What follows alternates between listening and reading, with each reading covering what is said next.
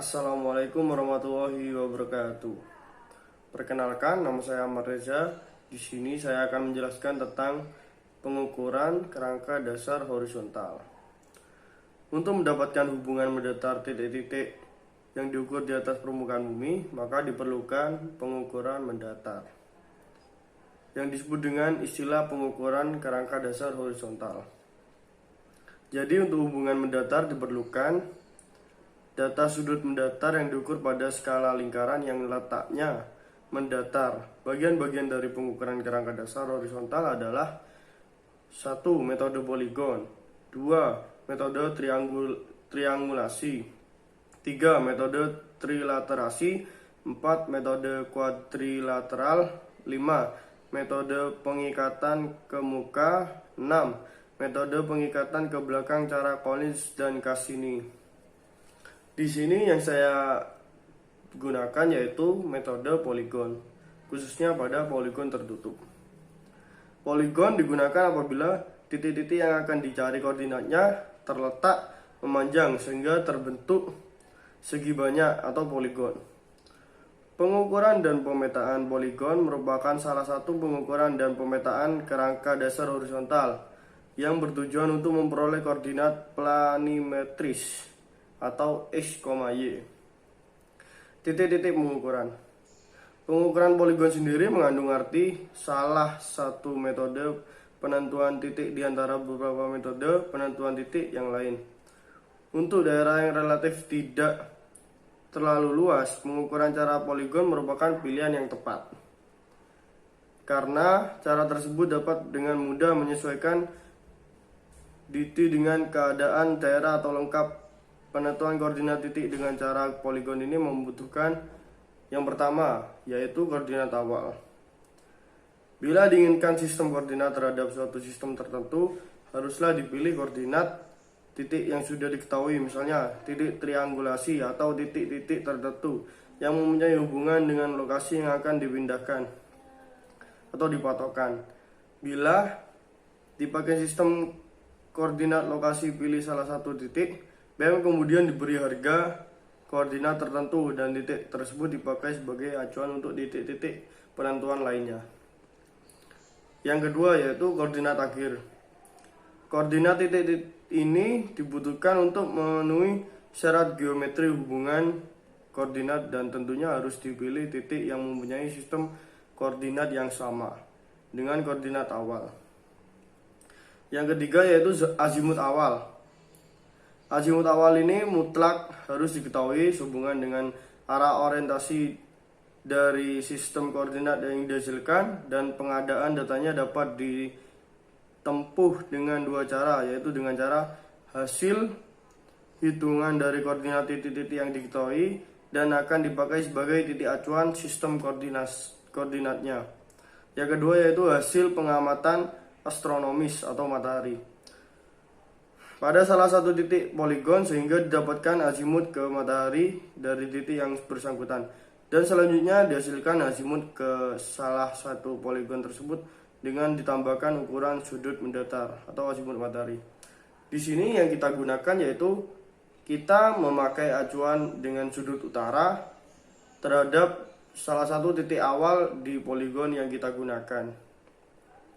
Dan selanjutnya data yang digunakan yaitu data ukuran sudut dan jarak. Sudut mendatar pada setiap stasiun atau titik dan jarak antara dua titik kontrol perlu diukur di lapangan. Data ukuran tersebut harus bebas dari sistematis yang terdapat pada alat ukur. Sedangkan salah sistematis dari orang atau pengamatan dan alam diusahakan sekecil mungkin, bahkan kalau bisa ditiadakan.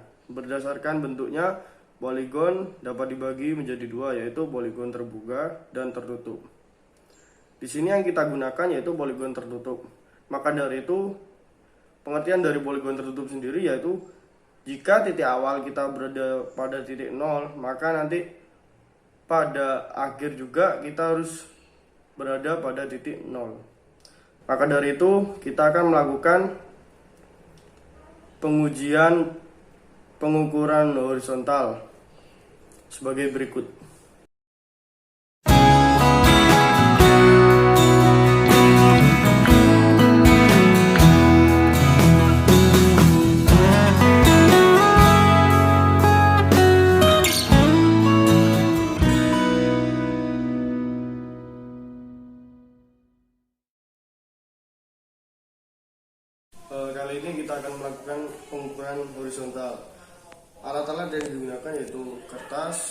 alat tulis, serta meteran roll dan kompas digital yang bisa digunakan dengan Android. Setelah itu, untuk pengukuran terhadap lantai, kita melakukan benchmark atau marking setiap titik. Di sini kita menyetaukan untuk 2 titik. Untuk titik yang pertama, kita sebagai titik acuan pertama, yaitu dari titik pertama kita mencari utaranya. Setelah kita menemukan utara, lalu kita catat di dalam kertas, yaitu utara. Setelah itu kita melihat ke titik yang kedua. Pada titik kedua,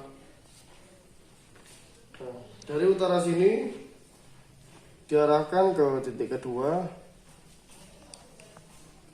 Nah, dari situ kita akan mendapatkan sudut sebesar 85 derajat.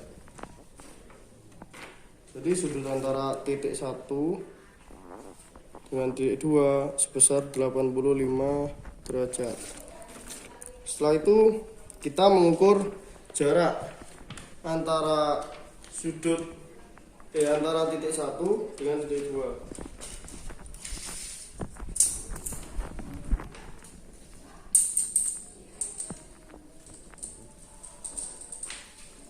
Jarak antara titik 1 dengan titik 2 yaitu 125 cm. Setelah jarak kita dapatkan, kita cari sudut antara titik 1, titik 2 dengan titik 3. Saya misalkan titik 3 di sini. Nah, dari titik 1 kita arahkan. Dari titik 1 kita arahkan ke titik 2 sebesar 85 derajat dan kita putar ke arah titik 3 195 derajat. Jadi untuk mencari sudut dalam dari titik 1, titik 2 titik 3 dikurangi titik 2. Dengan itu kita dapat mencari sudut dalam dari titik 1. Sekian.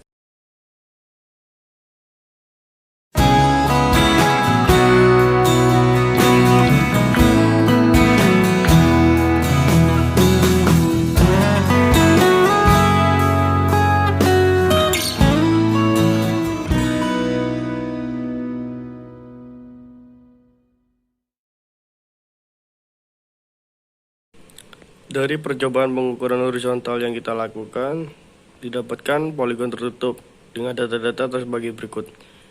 Sudut azimut AB yaitu 85 derajat, sudut A 110 derajat, sudut B 120 derajat, sudut C 112 derajat, sudut D 98 derajat, sudut E 100 derajat. Dengan jarak antara A ke B yaitu 125 cm, jarak B ke C 114 cm, jarak C ke D 127 cm, jarak D ke E 163 cm, jarak E ke A 104 cm. Dari data-data tersebut kita dapatkan bisa melakukan perhitungan azimut, yaitu dengan rumus azimut awal atau azimut AB diketahui. Dan untuk mencari azimut selanjutnya yaitu azimut BC sama dengan azimut awal atau azimut AB dikurangi sudut B plus 180 derajat. Dari gambar kita dapatkan sudut AB atau sudut azimut AB yaitu 85 derajat, sudut azimut BC yaitu 145 derajat, sudut azimut CD yaitu 213 derajat, sudut azimut DE yaitu 295 derajat, sudut azimut EA yaitu 375 atau dengan kata lain dikurangi 360 yaitu jadi 15 derajat. Dan sudut azimut AB akhir yaitu 85 derajat. Dari data-data tersebut kita dapat mengontrol yaitu sudut azimut awal sama dengan sudut azimut akhir, yaitu 85 derajat, sesuai syarat poligon tertutup. Setelah kita melakukan perhitungan azimut, yaitu kita bisa melanjutkan dengan perhitungan selisih absis delta X dan ordinat delta Y. Dengan rumus di sini delta X sama dengan D sin azimut dan delta Y sama dengan D sin azimut. Dengan kata lain, semisal kita untuk mencari delta X AB, yaitu jarak AB dikalikan sin azimut AB. Di sini kita dapatkan azimut XAB yaitu 124,52 X delta XBC yaitu 65,39, delta XCD yaitu min 69,17, delta XDE yaitu min 147,73, delta XEA sama dengan 26,99. Dengan jumlah delta X yaitu sama dengan 0. Di sini juga terdapat delta Y AB dengan hasil 10,89, delta YBC sama dengan min 93,38, delta YCD sama dengan min 106,51, delta YDE yaitu 68,89, delta YEA sama dengan 120,11. Dengan mempunyai data delta Y sama jumlah delta Y sama dengan 0 dan jumlah delta X sama dengan 0, kita bisa mencari faktor koreksi. Dengan rumus kita harus mencari jumlah jarak dari poligon tersebut, yaitu jarak AB ditambah jarak BC ditambah jarak CD ditambah jarak DE ditambah jarak EA dengan hasil 633 cm. Dengan itu kita dapat mencari faktor koreksi, yaitu Kx sama dengan D per jumlah D ditambah jumlah delta X, atau Ky sama dengan D per delta D per jumlah D dikali jumlah delta Y. Didapatkan hasil-hasil tersebut, yaitu pada titik AB, titik BC, titik CD, titik DE, titik EA. Dikarenakan faktor koreksinya 0, maka sudut atau hasil dari delta X aksen atau delta Y aksen itu sama dengan delta X atau delta Y. Didapatkan sebagai berikut.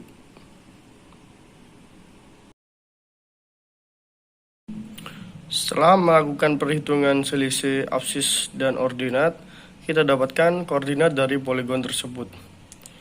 Koordinat dari titik A, kita misalkan titik A berada di pada koordinat 1000, 1000, yaitu dengan artian nilai X pada titik A yaitu 1000, titik Y 1000.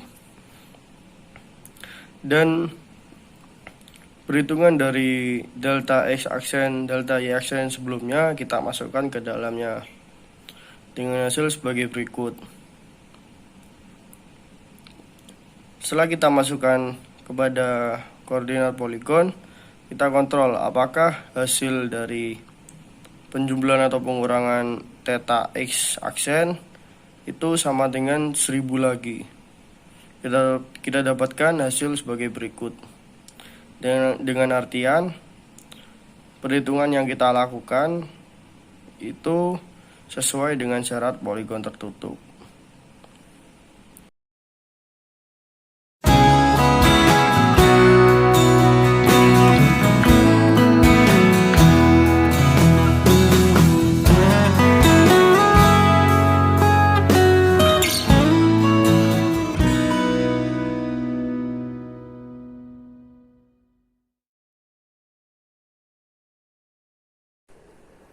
Kesimpulan dari pengukuran kerangka dasar horizontal yaitu syarat sudut pada poligon tertutup yaitu jumlah sudut per titik dikurangi N dikurangi 2 dikalikan 180 derajat ditambah faktor koreksi sudut sama dengan 0. Jikalau nantinya sudut tersebut tidak 0, maka terjadi kesalahan pada pengukuran. Yang kedua yaitu syarat absis, yaitu jumlah delta X ditambah faktor koreksi absis sama dengan 0. Jikalau nantinya syarat absis tidak sama dengan 0, maka terjadi pengukuran pada jarak ataupun sudut yang terjadi kesalahan pengukuran atau ketelitian pengukuran. Yang ketiga yaitu syarat ordinat, jumlah delta X ditambah FY atau faktor koreksi ordinat itu harus sama dengan 0. Jikalau hasilnya tidak sama dengan 0, maka terjadi salah pengukuran dan nantinya hal itu bisa diperbaiki jika seperti saya menggunakan alat-alat sederhana ataupun yang tingkat ketelitiannya rendah. Kita dapat memperbaikinya dengan cara menghitung ulang agar hasil sesuai atau sama dengan 0. Sekian dari video saya, semoga bermanfaat dan bisa diterapkan dalam kehidupan sehari-hari. Wassalamualaikum warahmatullahi wabarakatuh.